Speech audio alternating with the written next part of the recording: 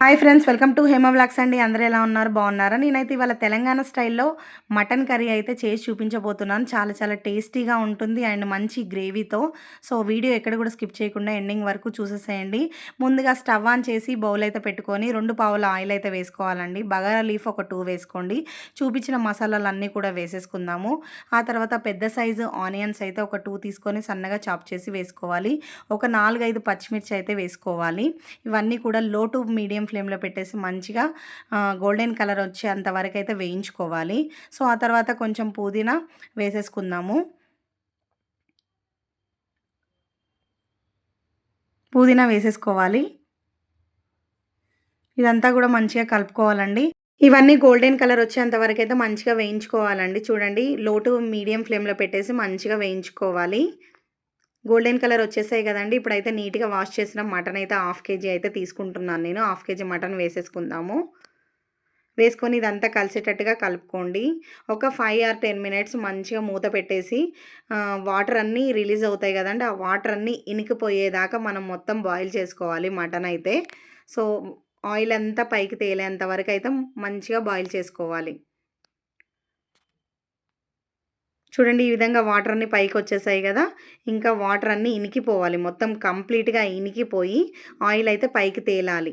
అప్పుడు మనము next process జూద్దాము. చూడండి, ఈ విధంగా ఆయిల్ అయితే పైకి తేలింది గదా! సో ఇప్పుడైతే పసుపు అయితే వేసేసుకుందాము. 1 టీ స్పూన్ పసుపు వేసుకుందాం ఇప్పుడు.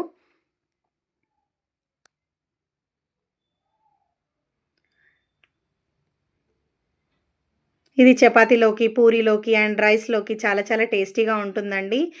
చాలా బావుంటుంది. టేస్ట్ అయితే నెక్స్ట్ లెవెల్ ఇంకా. సో జింజర్ గార్లిక్ పేస్ట్ అయితే వేసేసుకోండి.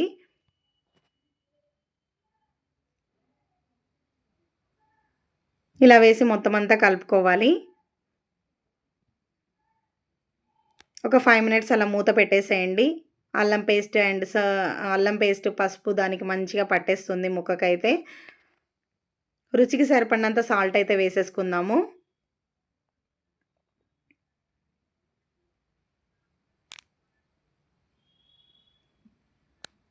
టేస్ట్ అయితే చాలా చాలా బావుంటుందండి. మంచి గ్రేవీతో, మంచి అరోమాతో చాలా చాలా టేస్టీగా ఉంటుంది కర్రీ అయితే. ఒక్కసారి తింటే మళ్ళీ వదిలిపెట్టరు.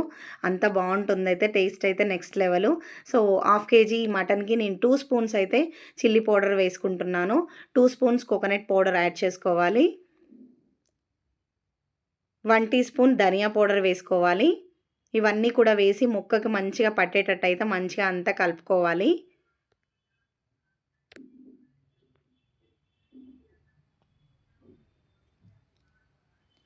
హాఫ్ బౌల్ పెరుగైతే వేసుకుందాము.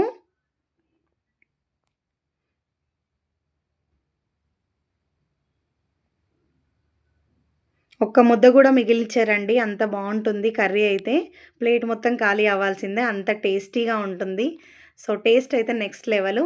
ఒక 10 మినిట్స్ అలా మూత పెట్టేసి పక్కన ఉంచేసేయండి. మంచిగా బాయిల్ అయిపోతుంది. సో మసాలా అంతా ముక్కకు పట్టేస్తుంది. ఆ తర్వాత వాటర్ అయితే యాడ్ చేసుకుందాము. సో మనం నో విజిల్, నో కుక్కర్ అండి. కుక్కర్‌లో అయితే చేయట్లేదు. ఓన్లీ మనం ఆవిరికి మాత్రమే బాయిల్ చేసుకుంటున్నాము. ఇదే ఈ మటన్ స్పెషాలిటీ. సో ఇలా చేసుకుంటున్నాము.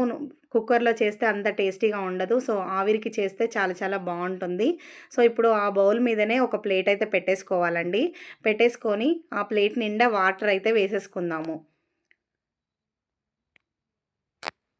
సో ఇప్పుడు 20 మినిట్స్ అయితే బాయిల్ చేసుకోవాలండి. అలాగే సో ఇప్పుడు ప్లేట్ మీద బబుల్స్ అయితే వచ్చాయి గదండీ! ఇప్పుడు ప్లేట్ తీసేసుకొని పక్కనైతే పెట్టేసుకోండి. పెట్టేసుకొని గ్రేవీ అంతా గూడా దగ్గరికి అయిపోయింది గదండీ! చూడండి, ఈ విధంగా ముక్క గూడా చాలా సాఫ్ట్‌గా బాయిల్ అయిపోతుంది.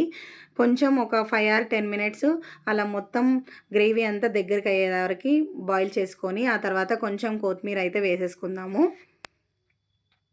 చూడండి, ఇదంతా దగ్గరికి అవ్వాలి. కొంచెం కొత్తిమీర అయితే చాప్ చేసిన కొత్తిమీర అయితే వేసేసుకుందాము.